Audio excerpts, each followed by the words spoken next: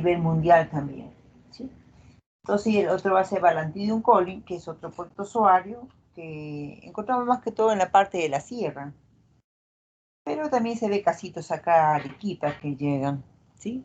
Entonces, acá lo que me interesa a mí es que sepan reconocer, ¿no es cierto?, en primer lugar, amebiasis, principalmente piense que es entamoeba histolítica, porque tenemos entamoeba coli, que es comensal, yodamoeba, endolimas nada, tenemos otros protozoarios comensales. Pero aquí el más importante sería entamoeba histolítica. Este protozoario, ¿no es cierto?, lo vamos a ver y lo van a ver más adelante, cuando entren hacia la parte de la clínica. ¿Sí? ¿Están observando? ¿Sí? Sí, doctora. Sí, doctora. Entonces, vamos a ver un poquito de lo que han hecho ustedes en la parte de teoría. Entonces, como les digo, amebas tienen muchos departamentos, pero el problema es saberlos reconocer. Por ejemplo, yo separo las cepas de entamoeba histolítica, ¿no es cierto? Porque tiene sus propias características. Tiene un movimiento unidireccional. Y acá lo bonito es cuando se ve fagocitando los glóbulos rojos. Y esto también hemos hecho experimentalmente, ¿no es cierto? Hemos trabajado a nivel mundial con otras universidades, principalmente a ver las cepas, ¿no es cierto?, que uno tiene. Entonces vemos si realmente son entamoeba histolítica, o si es Moscowski, ¿no es cierto?, o otro tipo de amebas. Porque E. coli, como les digo, es comensal. Mucha gente tiene E. coli, pero E. coli no hacen daño, ¿no es cierto? Por eso decimos que es comensal. Pero hay otros más, endolimas nana, entamoeba.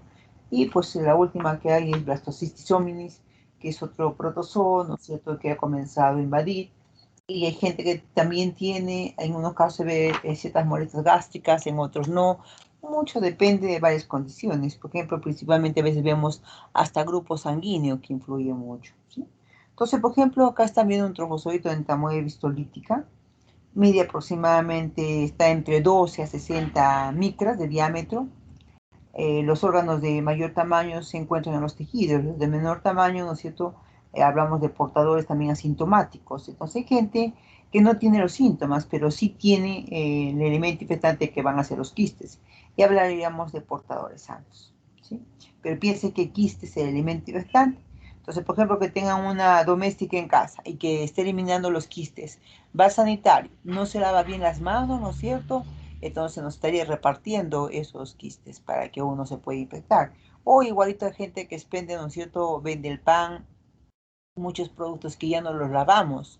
Sí, aunque mucha gente a veces compra la fruta, por decir las manzanas, y se ve que así nomás y se mete a la boca, le digo, ¿cómo se mete a la boca? Le digo, esa fruta está sucia, hay que lavarla. Me dice, no, pero no me pasa nada, ¿no? Le digo, en estas condiciones que tenemos ahorita, esta pandemia, uno no sabe. Entonces, ¿quién está manipulando esa fruta, no es cierto? Puede ser que tenga COVID o no, pero luego hay que lavar las frutas.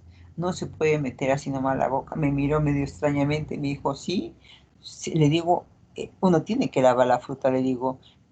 Viene en caja, sí, pero viene amontonado, tantas.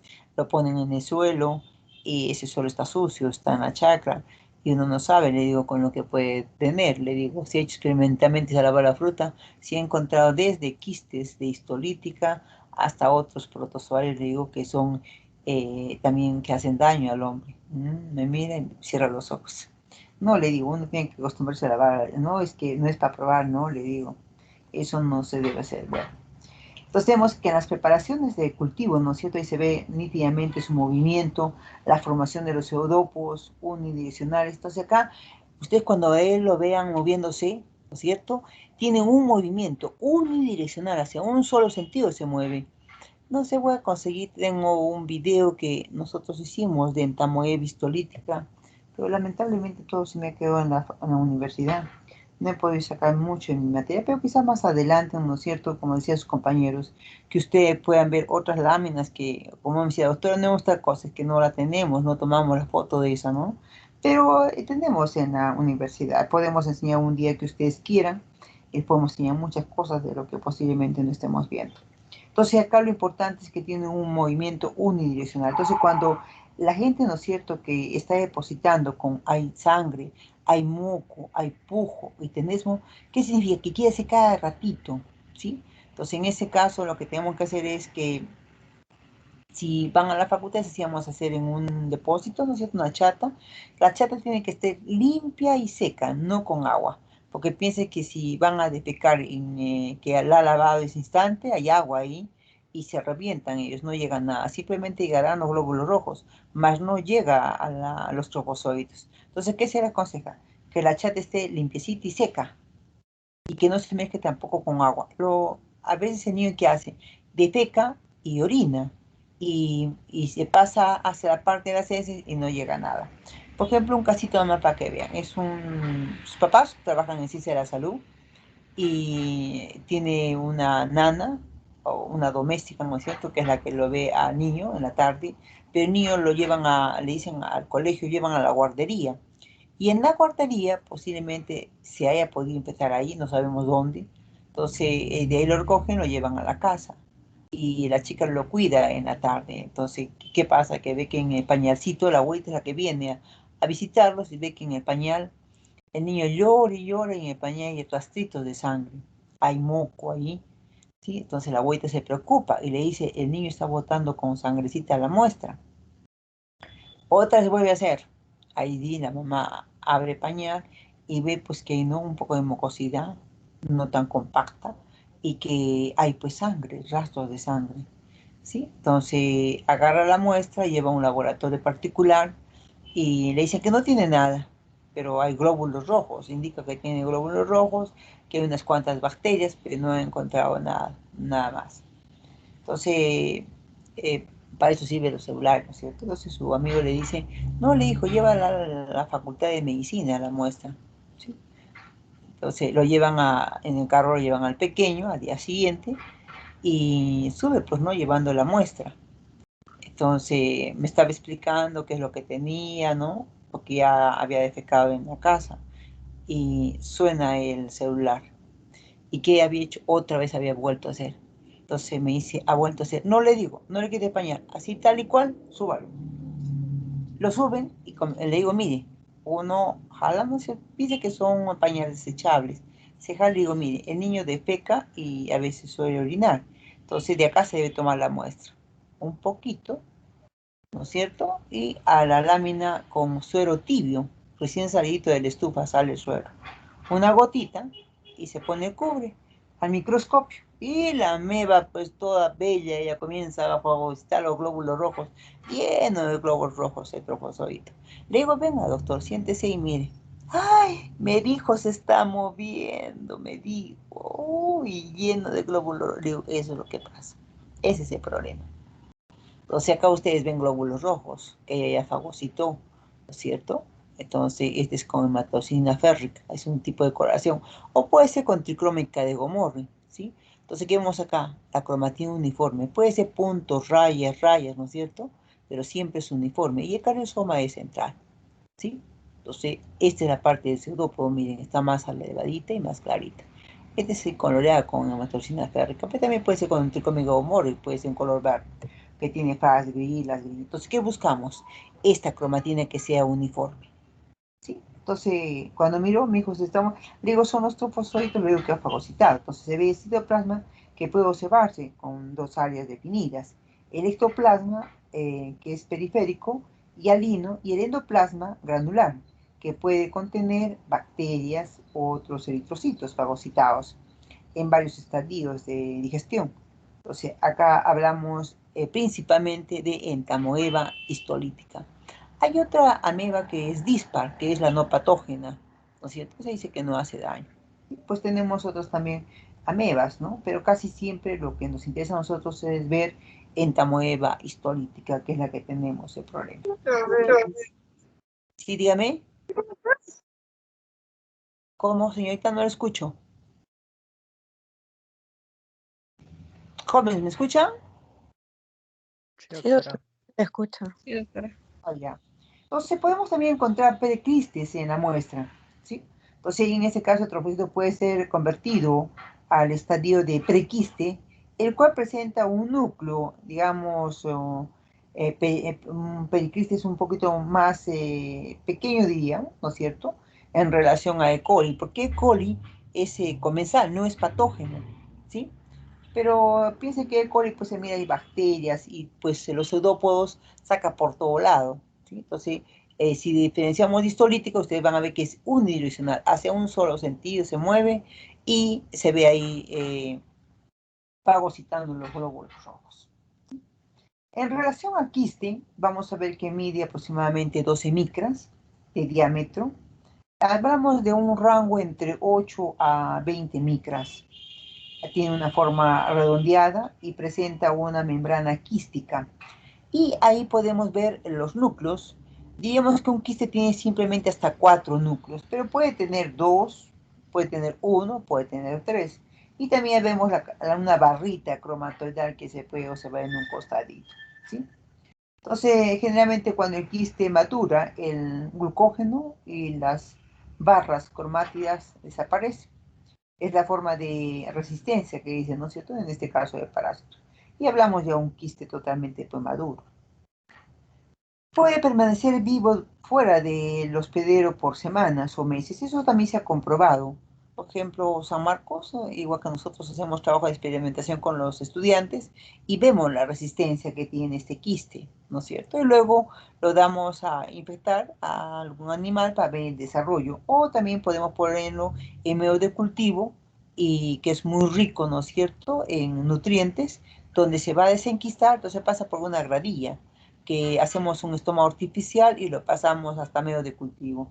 Y se ve que los trofocitos comienzan a desarrollarse ahí rápidamente, ¿sí? O también puede ser destruido, ¿no es cierto?, por la temperatura y la humedad, dependiendo a qué grado hasta. Por ejemplo, pueden resistir hasta menos 5 grados centígrados y más de 40 grados centígrados en unos casos, ¿sí? Entonces, con histolítica se ha hecho muchos trabajos de experimentación. El doctor Felipe Gull, por ejemplo, el que hace también, ¿no es cierto?, utiliza medio de Pavlova, que yo acá lo modifiqué, porque Arequipa es uno de los departamentos que tiene una alta casuística de entamoeba histolítica, y eso lo hemos comprobado, y también Piura. Entonces, había un congreso en Santiago de Chile, y yo me llevé una buena cantidad de cepas, hablamos de unas 80 cepas, pero piense que para pasar es bien difícil, pero me regalaron unos tubitos chiquitos de vidrio con sus pequeños taponcitos que tienen. Serán pues aproximadamente unos de 3 centímetros, menos, 2 centímetros y medio, que son de vidrio para transportar ciertos medios de cultivo. Y pasé en migraciones. Y me preguntaban todo, pensaba por los chocolates y todo, pero en eso se entretuvieron, no sabiendo que yo llevaba medios de cultivo, porque era un congreso internacional y el doctor Felipe Gull es el que trabaja en eso, ¿cierto? Entonces, él se las llevó a mis cepas y para que él las pueda tipificar, ¿no es cierto? Y ver si realmente eran histolítica o no, extraídas de acá, aisladas de los pacientes que acuden a nuestro centro que tenemos en la universidad. Entonces, piense que histolítica es un problema acá en Arequipa. Siempre a la gente hay que indicarle que las frutas deben ser bien lavadas, ¿no es cierto? No así nomás, no. Por eso acá nuestro porcentaje es bastante elevado, ¿sí? Entonces, a la gente siempre hay que indicarle eso, porque piense que este quiste tiene 4 núcleos. Va a abandonar el quiste y se divide, ¿no es cierto?, por opción binaria, dando lugar a 8 nuevos trofozoitos que continúan su reproducción binaria con condiciones favorables, ¿sí?, que se tienen.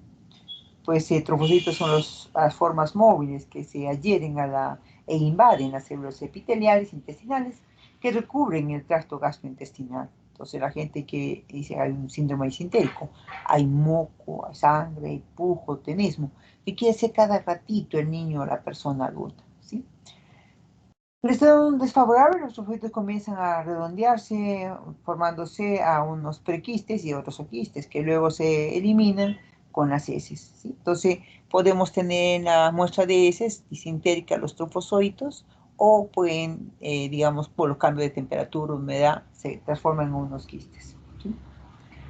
Entonces, en este caso, estos trofozoitos, ¿no es cierto?, rápidamente se destruyen en el medio ambiente, degenerándose por minutos, ¿sí? Entonces, para esto, ¿no es cierto?, se tiene varios medios de cultivo para poderlos colocar y poderlos estudiar, ¿sí? Y exclusivamente para diferenciarlos de las otras amebas que se tienen. Por ejemplo, sería E. coli, que es comensal, no hay ningún problema. Tenemos ahí la Entamoeba que es la patógena para nosotros. La dispar se dice que es la no patógena porque no produce daño. Entonces, eso se ha hecho en relación a experimentalmente, ¿no es cierto? Entonces, en cuanto a los síntomas, la infección de entamoeba puede dar lugar a una amebiasis intestinal, también extraintestinal o asintomática. Por ejemplo, hemos tenido un niño que parece que la nana no le cambia el pañal, se hizo el puff y acude al dermatólogo y el dermatólogo le ve unas heriditas y nos los envía a la facultad y me llama y me dice, doctora, a mí sí quiero que lo vea ese niño. Y el niñito pues llora y llora y le digo, ¿qué ha pasado? Me dijo, doctora, me dijo, bota con rastritos de sangre, pero no sé, el laboratorio ha dicho que no tiene nada. Le digo, el doctor me ha enviado, me dijo, la muestra, me dijo que lo traiga tal y cual, me dijo, ya de pecado. Entonces lo he traído al pequeño, me dijo, para que lo vea. A ver, le digo, abrémosle, saquémosle ese pañal. Le digo, mire, el pañal es desechable. Hace mucho calor con este pañal, le digo, es plástica.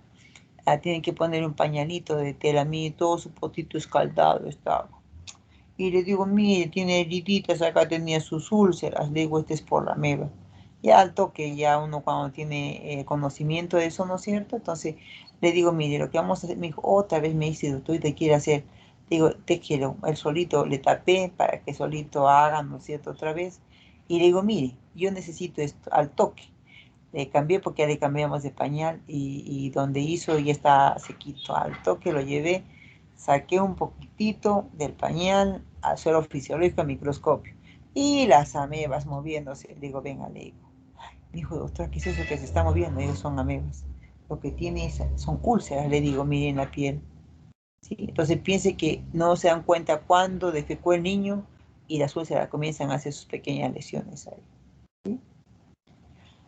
Entonces, en este caso nosotros hablamos de una amebiasis aguda, o también puede ser en unos casos crónica, ¿no es cierto? Que no se dan cuenta desde cuánto tiempo tiene. Entonces, la fase aguda es más común en disentería benigna o una retoscopía que se puede ser aguda. Con síntomas más frecuentes son síndromes diarreicos, con moco, sangre, dolor abdominal, hay un poco de pujo, hay tenismo rectal y en unos casos, ¿no es cierto?, puede haber, dice, raramente puede haber un poco de fiebre o ausencia de ella, ¿no es cierto? La meningitis crónica puede presentarse como una colitis crónica o como una bemoma. La forma clínica más frecuente se localiza extraintestinalmente, es el acceso hepático amebiano, con síntomas generales digestivos o hepáticos.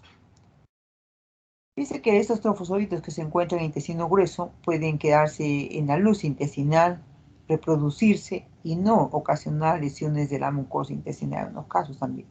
Al herirse la mucosa produce úlceras de diversos tamaños y algunas de las cuales ocasionan hasta perforación intestinal. Eso sí se ha visto en un paciente, pero se ha visto más que todo también que vamos a ver que es por Balantidium coli. Nos íbamos hacia Bolivia a un congreso como nos contaba sus amigos y ellos sabían de que tenían problemas y uno de sus amigos le escribió que también iba al congreso. Entonces nos paramos, fuimos a Puno, pero lamentablemente el niño falleció y ahí se vio todo el problema que se tenía de Balantidium en esa zona, ¿sí? Entonces, como ven, este trobozoito, ¿no es cierto? O este parásito, vamos a ver frecuentemente acá en Arequipa, veíamos cuando estábamos pues, fuera de esta pandemia, ¿no? Entonces, el problema es que no sabemos ahora unos casos que sí llaman, me dice doctora, que mire, tiene, pero lamentablemente no podemos hacer nada, porque nuestro laboratorio está cerrado, ¿no es cierto? Y es un problema.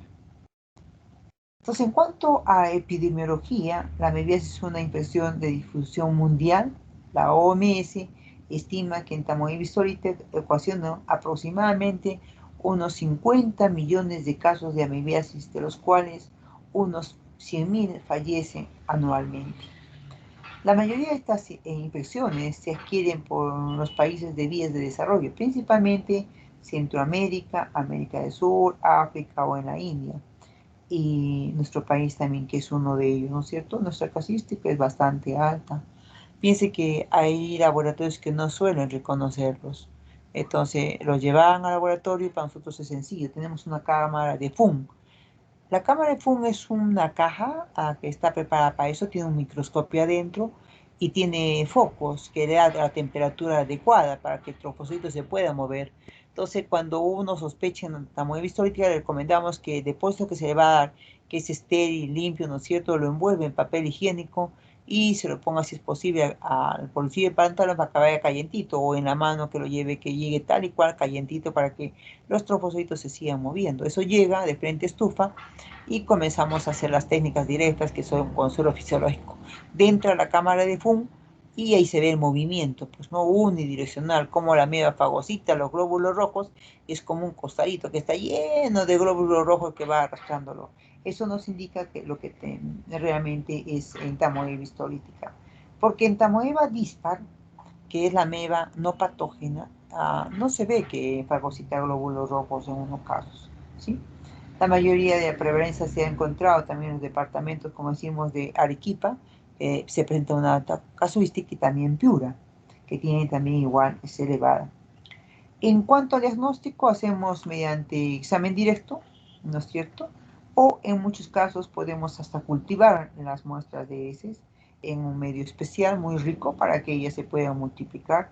Entonces, dentro de ellas tenemos, por ejemplo, la dispar, que es la no patógena. También tenemos otra que es más pequeña, que es la entamoeba moscowski y entamoeba germánica. Pero de todas ellas, las que nos interesan a nosotros serían histolítica, que es la patógena, y también van a ver la dispar, que es la no patógena, pero se ve que no produce daño, ¿no? Lo cual puede lograrse si se observan, ¿no es cierto?, eritrocitos dentro de los glóbulos, dentro de las amebas, se puede observar los glóbulos rojos, ¿no es cierto?, los eritrocitos, ¿sí? En estos casos trata de entamoeba histolítica confirmado.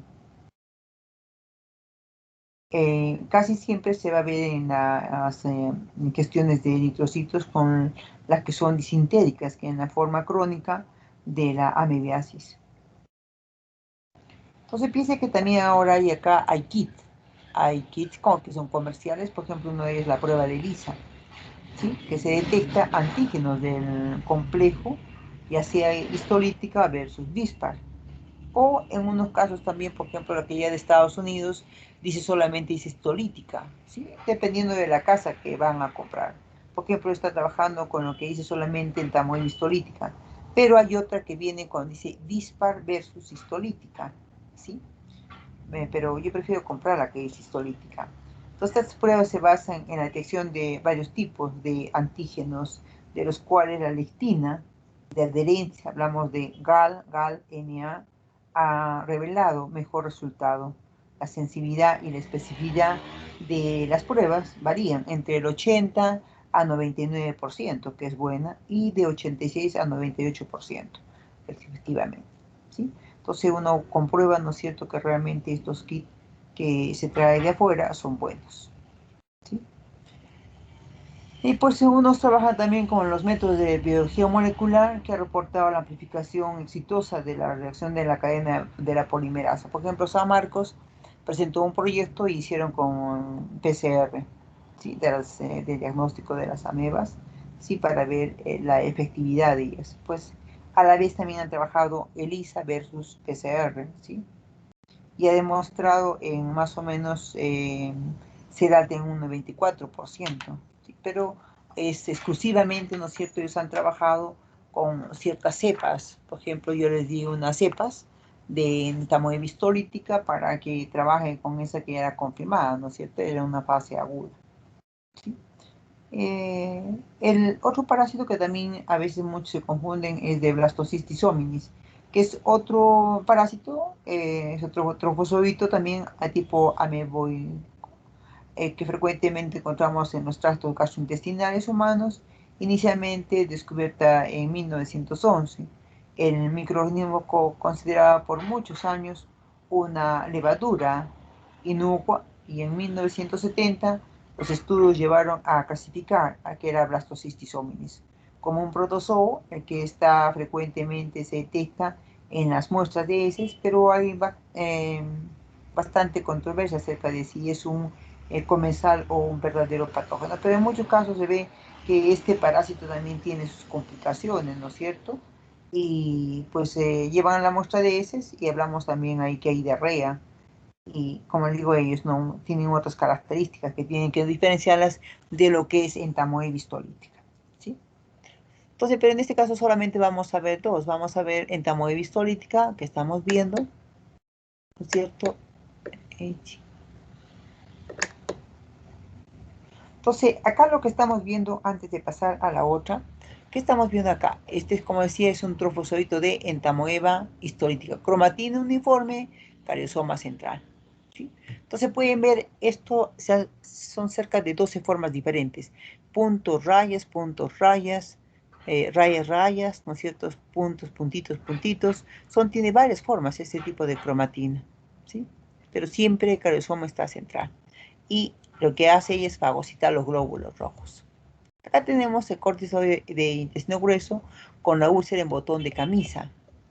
Mira, eso se llama. Mira, este tejido de este lado está bien. Este también acá es la destrucción, ¿no es cierto? Del tejido. Y acá vamos a ver las amebas. Entonces las amebas las tenemos acá. Por ejemplo, acá tienen una. ¿Sí? Acá tienen otras amebas. ¿Sí? Entonces en la parte de acá abajo encontramos. Entonces, el problema de amebiasis aquí en Arequipa es bastante grande. Siempre vamos a ver, ¿no es cierto? Pero piense que acá lo más importante es enseñar a nuestra población a que debe lavar las manos bien a los niños. Las uñitas es una fuente muy rica de contaminación, ¿sí? Y todo lo que son frutas, ¿sí? Acá tienen otra. Por ejemplo, los niños que hacen, llevan su lonchera, y eso vimos en un colegio que los niños, lo mismo me llevan, lo mismo. ¿Y qué hace? Cambia con el amiguito del costadito, le quita su lonchera y le da la de él. Y digo, profe, le digo, no, mi hijo, este es de todos los días, me dijo, y ahorita va a ver cómo se reparten en Teño. También se reparten, le digo, los parásitos, y se mata a risa el profesor. Le digo, es que un niño es así, es cariñoso, ¿no es cierto? Y entre ellos, pues se reparten todo. También los parásitos. Miren acá los trofozoitos ya. Este es un corte histológico, intestino grueso, con la úlcera en botón de camisa. Miren, por eso le llamamos, por la entrada, miren. Simplemente es hacia abajo la destrucción. ¿Sí? Este lado está normal igual que el otro. Tipo matraz también lo llamamos. Pero el problema es que hay destrucción ahí. Entonces miren acá los trofozoitos. Acá tenemos dos. Esto es a inversión. Miren, estos son glóbulos rojos que ha fagocitado el trofozoito. Entonces, este trofozoito se mueve unidireccionalmente hacia un solo sentido. Si ustedes miren, es una belleza, porque carga el saquito lleno de glóbulos rojos y sigue fagocitándolos, los destruye y bota la cubierta y otra vez sigue fagocitando. Este es el núcleo. Cromatina uniforme, cariosoma central. Acá tienen otro trofozoito. ¿Sí?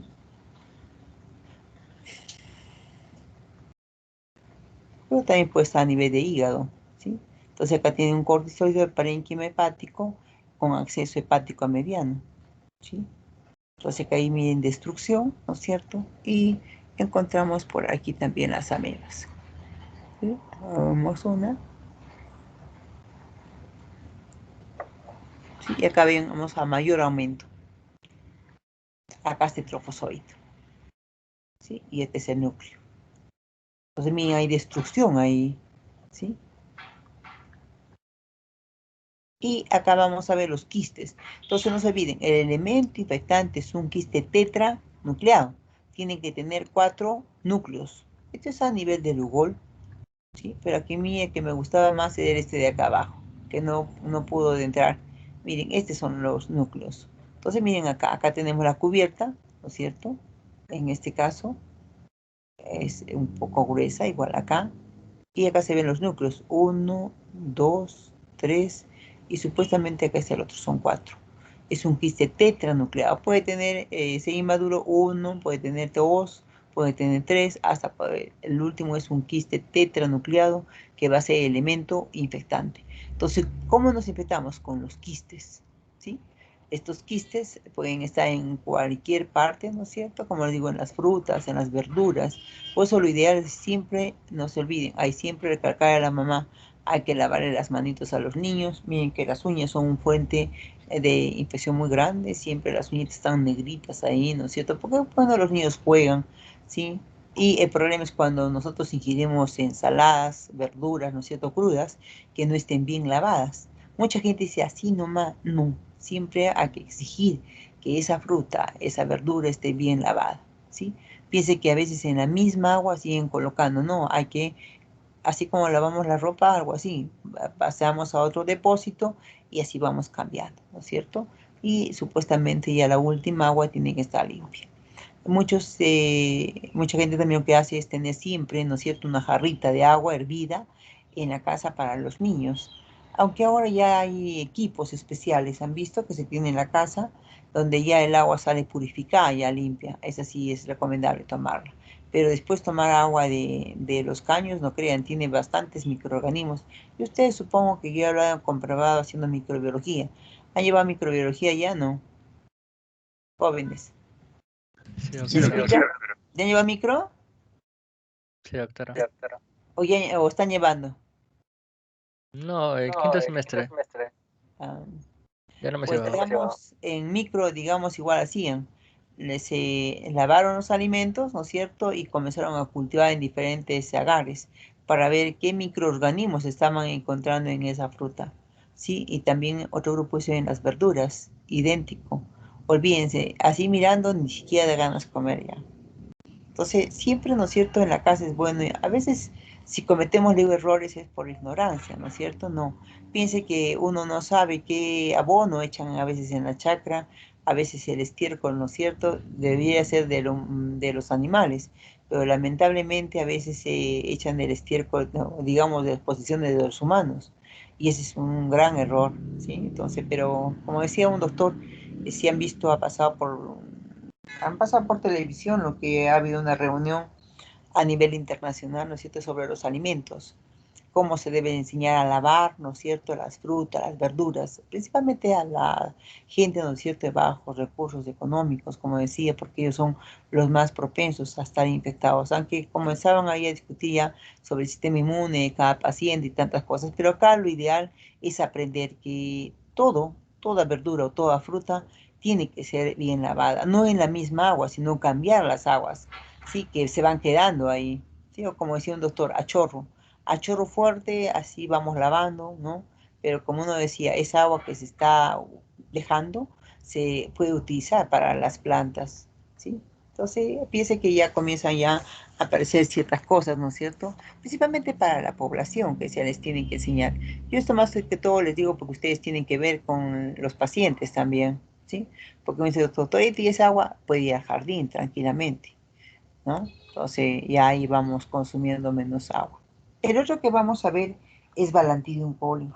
Balantidium coli casi vemos acá muy poco, más que todo se ve en la parte de la sierra, pero este es un problema a veces en la sierra. Piense que en la sierra crían bastantes animales ahí y los niños también están jugando ahí, ¿sí? Entonces vamos a ver que este parásito tiene cilios que producen infecciones en el hombre y se localiza en el intestino grueso y el cerdo donde invade también la mucosa y da lugar a la disentería balantidiana, como lo llaman. Aunque la infección humana por parásitos tiene una distribución mundial, se lo considera una infección poco común, claro. Simplemente esto vamos a encontrar, como les digo, más en la parte de la sierra. Por ejemplo, acá ven un trofozoito, ¿no es cierto? Este trofozoito, lo que vamos a ver acá es que tiene ciertas características. Primero, el tamaño. Puede estar midiendo hasta entre 30 a 200 micras o por 30 a 70 micras. Y se caracteriza por presentar los cilios, que miran a todo lo largo de ella, que tiene cilios, ¿no es cierto? Igual en el cuerpo, el tipo van así de rotación, porque se mueve tipo rotación. Y acá tenemos el citostoma y el citopigio, que son dos aperturas que se tienen. Entonces vamos a ver que estos cilios también están dispuestos en hileras, tienen núcleos grandes, como decía el macronúcleo, que tenemos acá bien grande, y por acá está el micronúcleo, es bien bastante pequeño. Entonces en la parte anterior vemos acá una formita como embudo que se ve entre este y este ladito, ¿sí? Denomina citostoma, donde se alimenta, ¿no es cierto? Y en el extremo posterior encontramos el citopigio. Es como un tubito que miran acá al costadito. tiene buena cantidad de resistencia en este caso. Vamos a ver que el citoplasma contiene vacuolas digestivas, ¿sí? Y también vamos a ver los núcleos, como decía, el macronúcleo y el micronúcleo. Entonces vamos a tener también ahí los macronúcleos, no siempre, a veces en unos casos es visible, pero en este caso, como está coloreado, ¿no es cierto?, se le observa muy nítidamente. ¿Sí? Pues también tienen hacia adentro, pueden ser los gránulos de almidón cuando fagocitan, ¿no es cierto? Entonces piense que se va a mover simplemente es por rotación, pero el problema que tenemos acá, que de estos cilios tenemos la vacuola contráctil ahí, ¿sí? Tenemos que cuando cambia de una temperatura brusca, ¿no es cierto? También lo que pueden hacer es enquistarse. Y estos se enquistan y vamos a tener que es la forma de resistencia.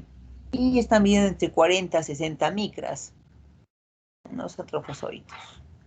¿Tenemos quiste? Sí, acá tenemos un quiste, por ejemplo. Entonces están entre 40 a 60 micras y miran la cubierta. ¿Sí? Gruesa. Y tenemos, miren, hacia adentro se ven los cilios. ¿Sí? Miren, todos esos. ¿Sí? Están los cilios a todo y titito de lado.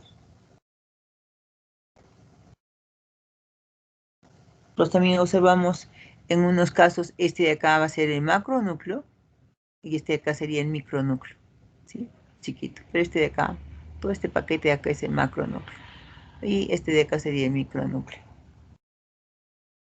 Entonces, este parásito, ¿no es cierto? Principalmente vamos a ver los trofozoitos, lo que dicen en el lumen del ciego y del colon, donde se multiplican por fisión binaria transversal. Pues en medios de cultivo, olvídense, se multiplica en buena cantidad. Hace unos años atrás, un grupo de estudiantes, así como estaban haciendo su seminario, y lo hicieron experimentalmente. Acá en la parte de bajo grado, ustedes suben a mano derecha, ahí habían chanchos en esos corralitos. No sé si irá viendo, pero habían chanchos en donde los chicos bajaron a traer las muestras de heces y encontraron balantido y comenzaron a hacer sus trabajos ahí de investigación y contaban el tiempo que hay entre el trofozoito y el quiste, ¿no es cierto? Por las temperaturas, la humedad, son varios factores ahí. Y veían el tipo de reproducción, que se multiplica por conjugación, por función binaria. ¿Sí? Entonces, chicos, doctora, mire, ya se ha dividido, ya tenemos dos. Y tomaban fotos, filmaban, ¿no es cierto?, para ver los cambios que habían en ellos, ¿no es cierto? Y pasaban pues a unos medios de cultivo que ellos prepararon en almidón y utilizaron varios cambios que hicieron modificaciones de ellos. Entonces la idea es llevar, ¿no es cierto?, este trabajo a un congreso. Lo llevaron a un congreso internacional, creo que llegaron en segundo puesto, algo así. Y vamos a ver también, ¿no es cierto?, que el trofozoito se comienza a enquistarse, también igual tomaron sus fotos ahí. Generalmente piensen que eso es el intestino grueso del hospedero y son expulsados con las heces, ¿sí? Pueden salir a nivel de trofozoitos o pueden salir a nivel de quistes. Pero piense que acá lo importante es el quiste, que es el elemento infectante, ¿no es cierto? ¿Sí? Hablamos de desenquistamiento y se realizan en vía de intestino, donde se transforman en trofozoitos. Entonces ya tenemos una división por conjugación, ¿sí? En cuanto un poco a la sintomatología, la expresión puede ser asintomática o puede producir un cuadro agudo o crónico. La balantidosis aguda, el paciente presenta disentería con diarrea, mucosanguinolenta. Esta condición clínica se asemeja a la mebiasis, como vemos también, ¿no es cierto? Y sexto, que el compromiso extraintestinal es raro. Otras manifestaciones son, a veces hay náuseas o dolor epigástrico, o puede haber vómitos y cólicos. En la balantiasis crónica, las heces son líquidas con penitas de sangre, o puede ser sin ellas, o puede también con moco o ausente, ¿sí? Como yo les contaba cuando estábamos yendo a Cochabamba, había un congreso internacional o mundial ahí, entonces nos encontrábamos con los amigos que llegaban de otros países y justo uno de ellos tuvo contacto con un doctor de Puno y le hablaba del problema de balanteasis que ellos tenían. Entonces me dice, no, si tenemos que ir, doctor, le digo, vamos a desviarnos del camino. No, no, no, no, tenemos que ir porque él nos ha dicho que nos tiene unos casitos muy bonitos. Y eso es cierto, piense que Puno es un departamento donde crían bastantes chanchos, así están en el campo, ¿no es cierto? Y los niños están pasteándolo. Bueno, el chanchito es coprófago, él come todo a su paso. El problema es que los niños juegan con ellos, juegan ahí en la tierra y se estarían infectando con estos quistes. Entonces este doctor indicó que tenía un casito de un niño que ya había muerto uno de sus hermanitos. Entonces, pues vamos, son varios, fuimos en una combi que ellos nos fueron a recoger y fuimos por el hospital y el doctor ya le estaba esperando ya y nos hizo pasar. Dijo, lamentablemente, dijo, hemos operado, pero el niño ha fallecido. Y justo había fallecido ese ratito. Entonces, han entrado al quirófano, han visto, han tomado las fotos, ¿no es cierto?, cómo estaba todo, tiras, perforado el intestino. Yo más bien paso, le digo, doctor, si no ya no viajo, yo me quedo, mejor no, si no dentro. Yo me quedé, no logré de entrar a ver al niño. Ellos sí han de entrado, han tomado sus fotos. Principalmente pensé que ya lo abrieron, ya lo estaban operando, pero como dice el doctor, pues estaba todo invadido. Entonces era una demostración de, como él dijo, de uno de los tantos casos que tienen ahí. Entonces el problema es las condiciones que ellos viven, ¿no? De que pastean los chanchitos y están jugando los niños y pues se están infectando en unos casos con los quistes ahí en la tierra que se ponen sus alimentitos a la boca. Entonces ellos decían que hay que enseñarles a la población, ¿sí? Pero como dice el doctor, se les enseña en los colegios, pero lamentablemente pues niño es niño y él se pone a jugar así con sus bolitas y tantas cosas como mencionaba. Entonces nos llevó a uno de los pequeños campos para mirar porque ellos querían tomar y ver cómo los niños, y estaban en una canchita ahí y pues los niños se tiran al suelo, están con la tierra ahí y los animalitos están ahí, los cerdos principalmente. Se bajaron ellos y comenzaron a tomar las fotos. Y justo había un grupo de, serían pues unos 10 chanchitos, estaban consumiendo ahí excremento que había ahí, ¿no es cierto? Y uno de ellos le dijo, queremos una muestra de esas muestras que están ahí para llevárnoslas, pero necesitamos formol. Eso ya conseguimos, aunque sea en el camino al alcohol echaremos, dijo. Y es cierto, le hemos echado alcohol porque no encontrábamos formol. Pero ¿con qué condición? Es con la condición de ver posiblemente, ¿no es cierto?, esa muestra que tenga los quistes de Balantidium coli. Y eso es cierto, porque cuando hemos llegado a, a la parte de Bolivia, ¿no es cierto?, nos prestaron un microscopio, un poquito sacó el doctor y observamos los quistes. Entonces dijo, sí, esa muestra, dijo, tiene quistes, ¿sí? Entonces, ¿cuántos más niños habrá infectados? Han hecho un proyecto que supongo que ya deben haberlo realizado, ¿no?, sobre este tema que hay en la parte de la sierra. Entonces piense que tiene una distribución mundial, por lo más altas tasas de prevalencia que se reportan en las regiones tropicales y subtropicales. La infección humana es el caso se presenta en menor porcentaje.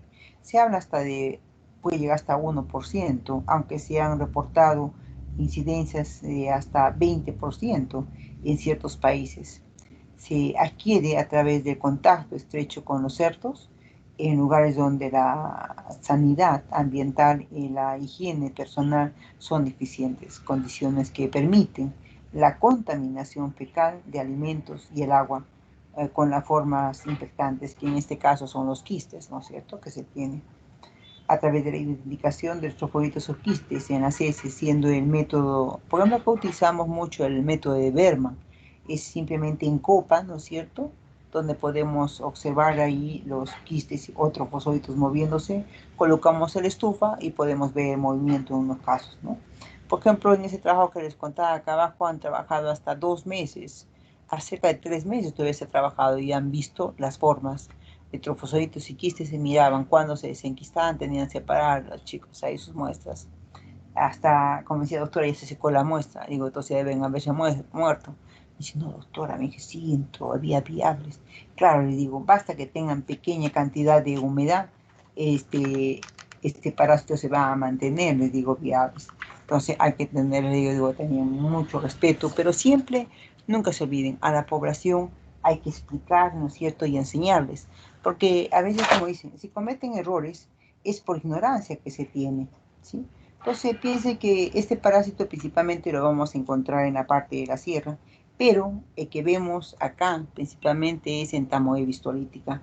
Arequipa es el departamento que presenta una buena característica alta por los trabajos que se hacen, ¿no es cierto? Entonces acá lo que manda son los trabajos que se hacen y que se presentan.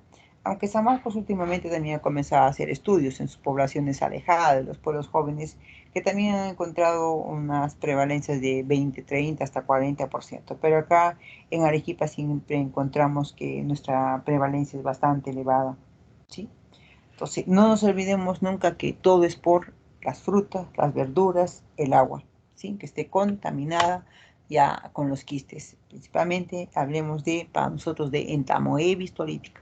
Por favor, jóvenes, cuando ustedes ya estén en interno, sean internos, o hagan la rotación ahora de ciertos cursos de los hospitales, siempre van a encontrar pacientes con entamoeba histolítica. Basta que vean un poco de sangre, moco, hay pujo, tenesmo, por favor, piensen que puede hacer entamoeba histolítica, ¿sí? Porque he tenido estudiantes que han hecho y han pasado parásito y han pasado por rotación. Vienen, pues me dice, doctora, me dice, tenemos un pacientito, sí, a ver, dime, el doctor nos ha enviado. ¿Qué tiene tu paciente? Me dice, tiene pujo, tener. ¿En qué sospechas? En amebas. Ahora, ¿cómo vas a tener tu muestra? Que no se mezcle con orina. ¿Qué más? Con agua. Ah, ya. Está muy bien. Entonces los doy los pomos porque están en lo cierto. Antes de la muestra hemos puesto en la estufa y después hemos comenzado a revisar. Y saltaban. Doctor, ¿qué tienen? Trufosoditos, doctor. No ve, le digo, se trae así la muestra. ¿Sí?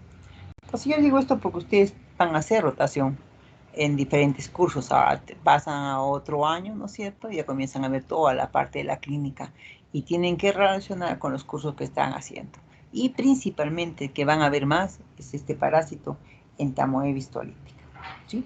Entonces siempre piensen de que el elemento infectante en este caso es un quiste tetranucleado, ¿sí?